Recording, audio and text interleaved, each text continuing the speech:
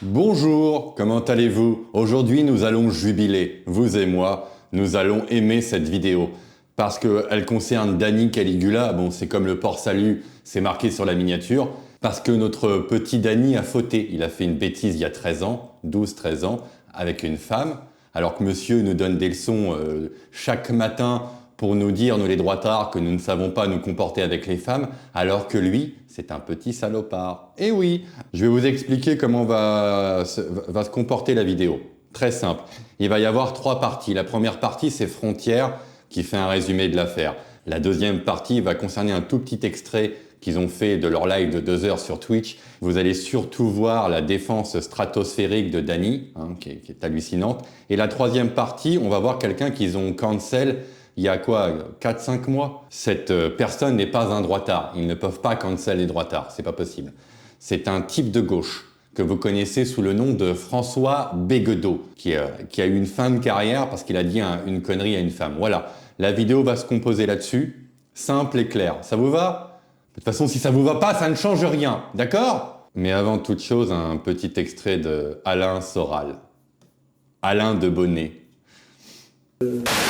DSK, comme je l'ai déjà dit plusieurs fois, s'est pris les pieds dans sa bite. Voilà, comme Danny, il est sorti de sa chambre avec, vous allez voir, il y avait des punaises de lit. Il est sorti comme ça, il s'est pris les pieds dans sa... Comment on dit dans son aubergine. Voilà, il s'est pris les pieds dans sa petite aubergine. Voilà. Allez, on va s'amuser parce que dans 3-4 mois, vous êtes sur le front ukrainien. Vous allez vous battre contre des Russes.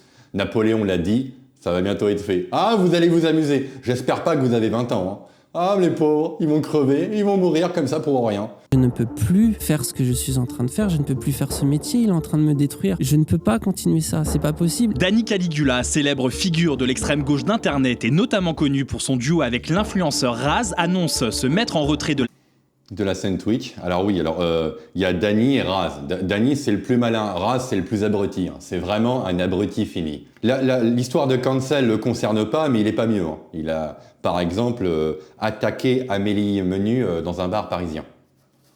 J'ai jamais vu de droitard s'attaquer à des femmes de gauche. Enfin bref. La scène Twitch, et ce, dans un live diffusé sur la célèbre plateforme. Une de ses anciennes relations dénonce un comportement toxique à son égard. Une certaine Christa Van Gogh, ex-relation de Danny, vieille de plus de 10 ans, relate différentes anecdotes compromettantes s'étalant sur plusieurs années. Sur plusieurs années. Donc oui, je lis la fin pour pas que ça coupe.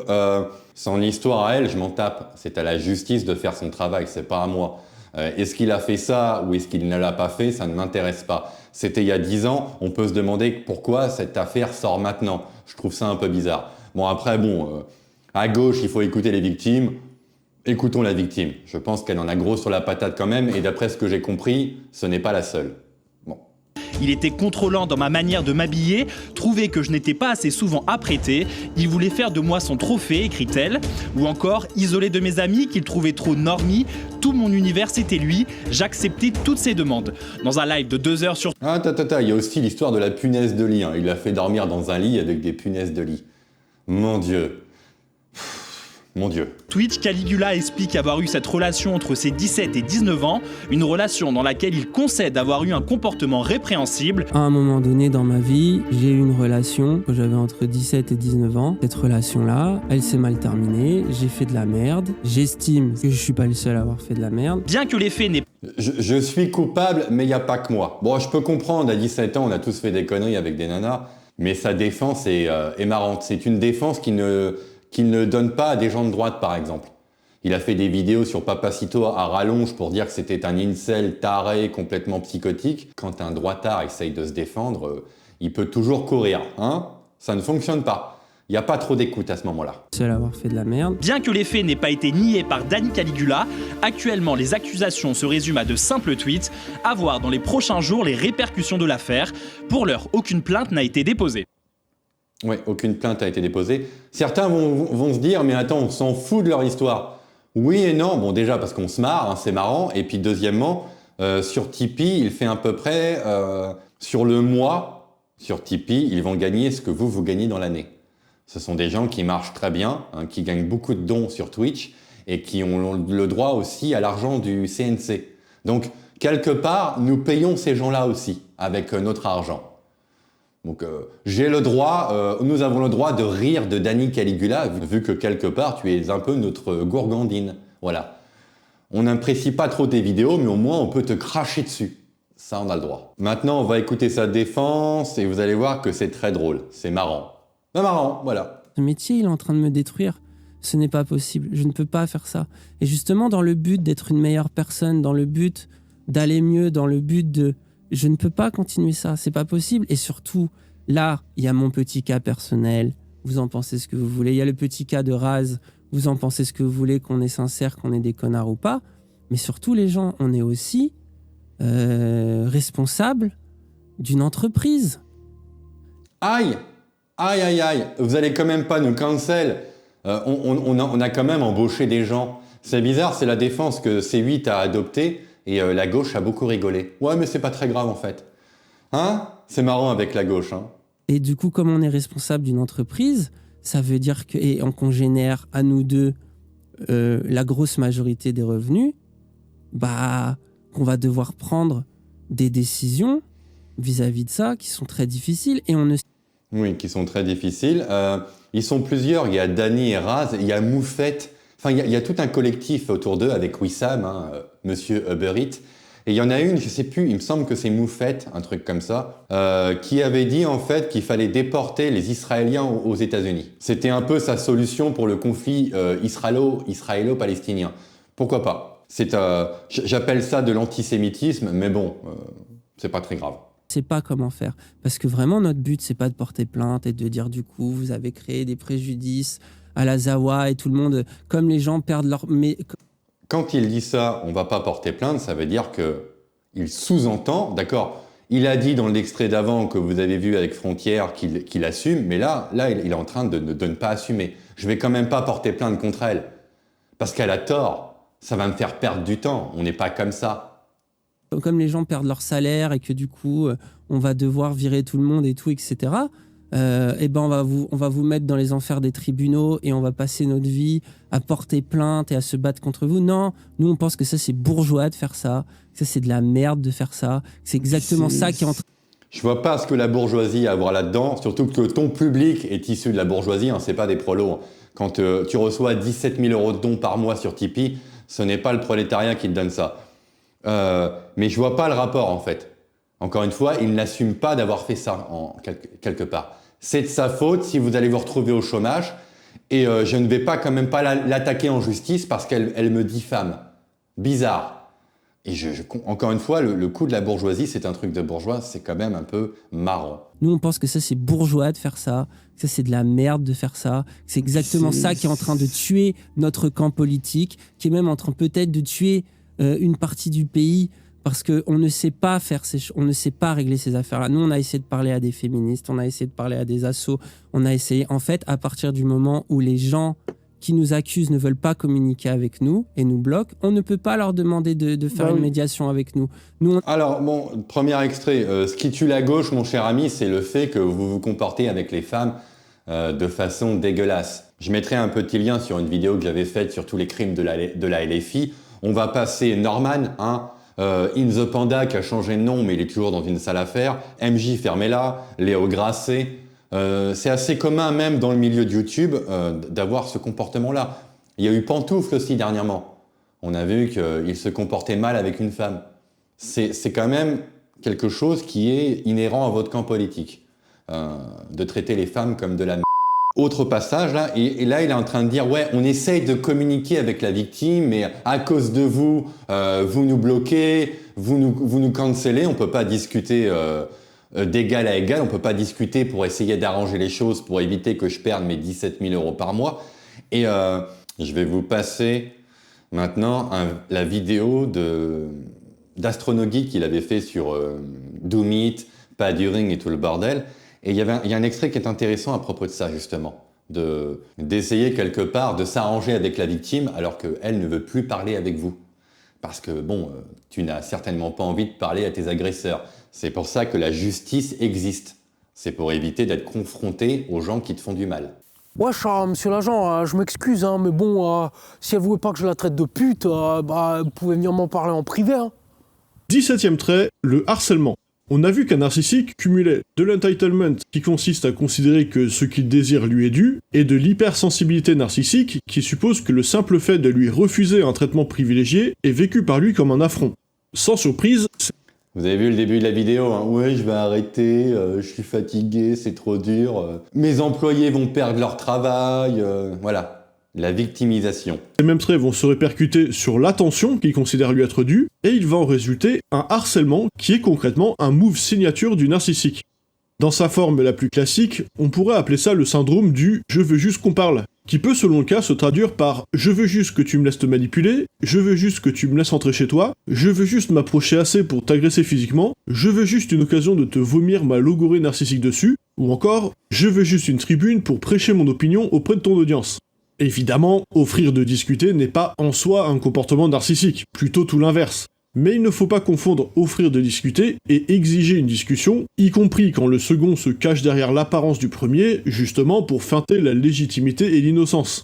Un comportement sain consisterait à dire par exemple « si tu veux en parler, je suis à ta disposition ». Mais lorsqu'un narcissique dit « je veux juste en parler », c'est en fait une forme de gaslighting qui consiste à reprocher à la victime de lui refuser un dialogue qui lui serait dû. C'est vrai quoi, il veut juste vous parler. Alors arrêtez de le fuir comme ça, vous faites rien qu'à empêcher la résolution du conflit. C'est vous le vrai problème finalement.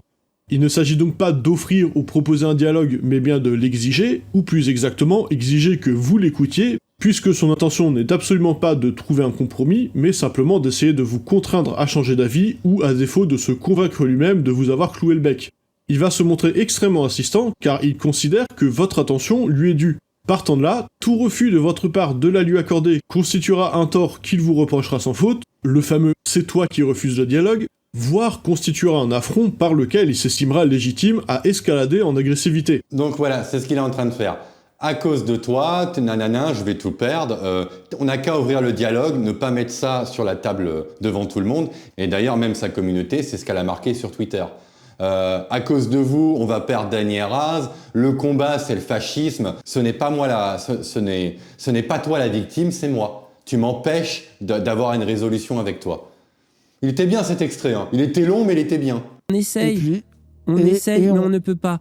Mais le Et on problème, peut pas c'est pas moi. continuer à Moi, stream comme si de rien n'était. quoi. moi, c'est bon. Ça, Si c'est la pas possible. décision, c'est je ne dois plus stream de ma vie. Voilà. Et je peux vous jurer qu'il va revenir. Dans peut-être 1-2 mois, il va revenir. Il n'est pas question qu'il se cancel. Là, il essaye d'amadouer sa communauté de tarés. Et d'ailleurs, ils sont tous en train de lui dire « reviens, reviens ». Il n'a pas perdu un centime sur Tipeee. Il va revenir. Là, ce qu'ils sont en train de faire, l'émission toute complète, c'est en train de mettre toute la faute sur la femme. C'est de sa faute à elle.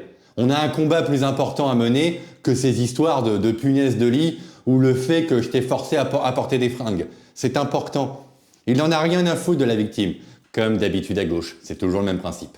Ce n'est jamais de leur faute, c'est toujours la faute des autres. Oui, désolé, là on est en post, je suis dans le montage, j'ai complètement oublié cette partie. Et vu qu'elle était encore plus folle que la première, je vous la mets maintenant, mais le son, enfin mon son à moi va être dégueulasse. Enfin pas plus que d'habitude en fait. Un peu stupide. C'est ça. C'est Tout dépend de Zawa, l'accusation de ça quoi on vient parle, de c'est pas important. angoisse, malaise. Et c'est aussi ça. Je suis un Camusien. Je sais qu'il y a des débats dans les lores sur Camus et tout. Moi, je suis J'harcèle des femmes, j'agresse mon ex. Je suis camusien, madame, je suis camusien. un Camusien au sens philo, c'est-à-dire, pour moi, l'homme, il a une duplicité. Il y a un truc sombre. La vie, elle est belle et tragique en même temps. On se ment à nous-mêmes. L'être humain est une énigme pour lui-même. L'autre, c'est pire que tout parce qu'on comprend pas. C'est un autre, mais il est pas comme nous. On a du mal à relationner les uns avec les autres. En plus de ça, il y a une société, il y a des systèmes, il y a des structures, il y a des rapports sociaux. C'est ce que la gauche m'a permis de comprendre et c'est pour ça que j'aime la gauche, c'est pour ça que je la défends. Et Tu aimes la gauche parce que tu peux faire tes saloperies et te défendre avec des conneries éclatées comme ça au sol, là. C'est une catastrophe. Imaginez un petit peu la défense d'un pédo avec Sartre. Tu sors les mêmes trucs, oui, l'être et le néant, l'enfer c'est les autres, moi vous savez, je suis sartrien dans l'âme. Putain, mais quelle horreur. c'est aussi la gauche qui m'a permis de me sauver la tête et de devenir une meilleure personne et d'évoluer à travers le temps. Mais ce combat-là, de toute façon, c'est le combat d'une vie. Oui, t'es une meilleure personne, c'est pour ça que tu es en train de parler d'une nana que tu as harcelée il y a 12 ans. Voilà. Tu as été un pervers narcissique avec elle.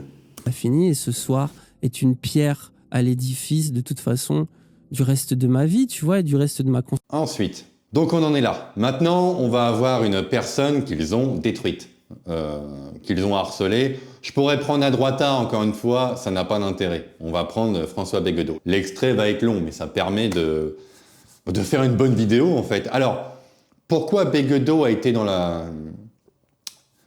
mouise, en fait? Parce que sur un forum, il avait dit sur une écrivaine, alors, sur un forum, tous les auteurs de La Fabrique, une maison d'édition classée à gauche, lui sont passés dessus, même Godefroy de la Gannerie. Faut quand même avoir faim. Hein. Un message précédé dans le milieu radical parisien, Ludivine est connue pour être jamais la dernière. Voilà, c'est pour ça qu'il a été attaqué. C'est de la merde. Bon, l'image est dégueulasse, mais c'est pas de ma faute. Hein. Arrêtez de chialer. Les gens qui disent « Ouais, Bégodeau, il a fait une blague de lourd, c'est un connard mascu, misogyne, vraiment, il s'est pas excusé, un connard, vraiment, il nous déçoit. Ah, franchement, on serait au bord de le cancel. » Vraiment, la seule raison pour laquelle on va pas le cancel, c'est quand même qu'il est bon contre les droitards et qu'on a un peu besoin de lui et que quand même, c'est tellement bien. Oui, t'es bon contre les droitards parce que tu débats avec des droitards un peu nuls. Hein. La dernière émission qu'il a fait avec Laurent Ozon, c'est très très très mal déroulé. Ce n'est pas Pierre-Yves Rouge Gros et Con. Tu t'en es pris un peu plein la tête. Tu n'as pas pu faire comme d'habitude, mon petit Béguedeau. C'est-à-dire débattre avec des abrutis. Quand on le voit, machin, ces gens-là, je les méprise. Ces gens-là ont perdu mon amitié. Je les emmerde. Vraiment. Parce que vraiment, il faut avoir une espèce de... Comment dire, de système d'évaluation, de système moral, de système éthique complètement déglingué pour en arriver à ce genre de propos. Voilà. Alors je constate qu'effectivement... C'est quand même bizarre que dans ton camp, mon cher Béguedeau, encore une fois, Dani Caligula et les autres qui donnent des conseils et des leçons toute l'année sur les femmes, vous avez tendance à être quand même des petits salopards. On n'a pas trop des histoires comme ça à droite. Ça tape dans le portefeuille, mais jamais sur les femmes. Bizarre. Parmi eux, il y aurait Dany Heraz, qui quand même ont dit... Comment dire, ont commis déjà pour moi un impair qui, eux, leur paraît un truc de boomer, vieillot et grincheux. Mais c'est pas un truc de boomer, vieillot et grincheux pour un écrivain que de demander qu'on lise un livre qu'on prétend commenter. Je pense. Voilà, il a fait une remarque pourrie, Dany Heraz se marre et le cancel. Et encore une fois, comme Dany, hein, c'est pas de ma faute, vous n'avez pas lu mon livre, on peut pas avoir une discussion. Quand vous prenez un gauchiste comme ça par le col et vous commencez à le secouer quand il a fait une connerie, comme Norman hein, d'ailleurs, il a jamais dit pardon pour ce qu'il avait fait. Hein. Il s'est mis à chialer sur sa vidéo YouTube, mais il n'est pas une seule fois, il a dit pardon, excusez-moi pour ce que j'ai fait. C'est toujours la faute des autres. C'est le gros extrait que je vous ai montré avant est très important. Ce n'est jamais de leur faute. Je ne pense pas que ce soit une exigence de boomer, grincheux, réac, vieux con.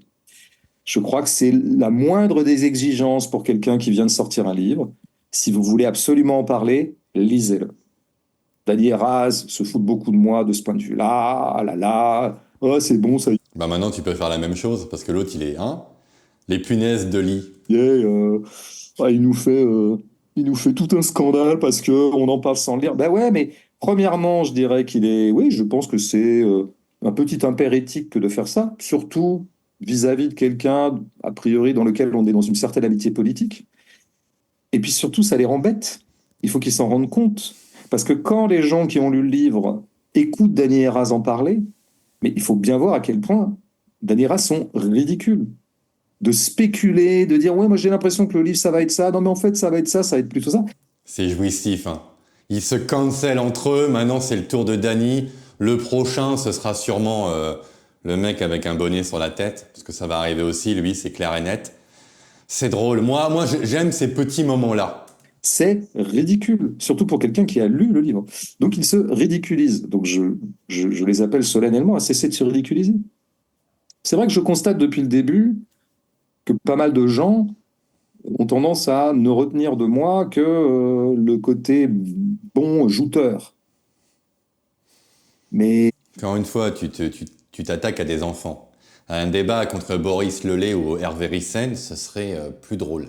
Et je veux dire, c'est tout petit, ça. C'est tout petit dans Je pense que tu finiras avec ton slip sur la tête. ma vie. Puis surtout, ça témoigne chez eux de la domination d'une passion triste. C'est vrai que la politique, ça consisterait à faire des clashs, quoi. Ça consisterait à aller fermer leur gueule aux connards de bourgeois qui nous emmerdent toute l'année. Oui, ça fait du bien, mais c'est triste. C'est un saut métier pour moi. Comment il retourne la situation? Je sais pas si on va tout écouter parce qu'on s'en tape. Je crois pas qu'on va tout écouter. C'est les mecs qui se comportent comme des ordures avec les femmes alors qu'ils donnent des leçons toute l'année. Et là, ils chialent parce qu'on leur prend la main dans le pot de confiture. Je vais être follement exigeant. Ils prendraient 2 heures de leur vie pour lire 100 pages de Comme une mule. Oui, allez, on s'en fout. On va pas lire tes bouquins. En plus, j'ai lu ces bouquins. Fallait choisir ton camp correctement. Tu t'allies avec des débiles, bah, c'est de ta faute. Voilà. Est-ce qu'on va lire 2-3 tweets? L'affaire Dany Heraz est un petit rappel mensuel que 100% des hommes sont misogynes, ceux de gauche y compris. Je suis pas d'accord. Enfin, si, on est tous misogynes, c'est pas le problème, mais il y en a plus à gauche qui ont des problèmes, parce que c'est pas de la misogynie, là, c'est de la perversion, du harcèlement. Ça n'a rien à voir avec ça, ma cocotte. Tu te trompes totalement. Arrêtez de donner votre avis sur Dany Heraz ou l'ex de Dany, que je nomme pas pour des raisons évidentes. On s'en fout de votre avis. Mais on s'en fout du tien aussi, cher ami. On n'en a rien à cirer. Laissez-les parler s'ils et elles en ont besoin. Puis sortez, prendre l'air sans votre téléphone, merci. En revanche, et pour amender mon message, si vous avez été victime d'abus de violence, votre parole compte. Mais il y a que ça chez vous. Bon, on va pas lire des tweets parce que ça me gonfle de ces dégénérés. Sa communauté est complètement dégénérée, c'est des débiles mentaux. Ils passent leur temps à harceler, on va jubiler de ce qui s'est passé. Vous, les gauchistes, vous avez des problèmes constants avec les nanas. C'est systématique. On passe l'histoire de l'autre, la Cotino, avec... maintenant, l'histoire, c'est même plus une enfant de 4 ans, c'est carrément des bébés, quoi. On est vraiment dans le trip des bébés. Vous savez comment, hein, on est de droite, vous savez comment ça doit finir cette affaire. Ça doit finir ainsi. À gauche, vous donnez des leçons toute l'année sur les femmes, vous êtes des pourris. Vous vous comportez mal avec eux, vous ne savez pas vous comporter parce que vous avez jamais eu de contact de près ou de loin avec les femmes, et quand vous en avez une, vous la maltraitez, vous la tabassez, vous faites des chantages à la con. Ouais, si tu veux monter dans la carrière, il va falloir que tu te mettes à 4 pattes.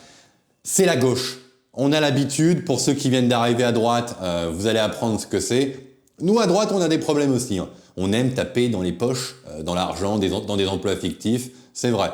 Mais par contre, je peux me gargariser d'être dans le camp des gens qui ne font pas de mal aux femmes. Voilà.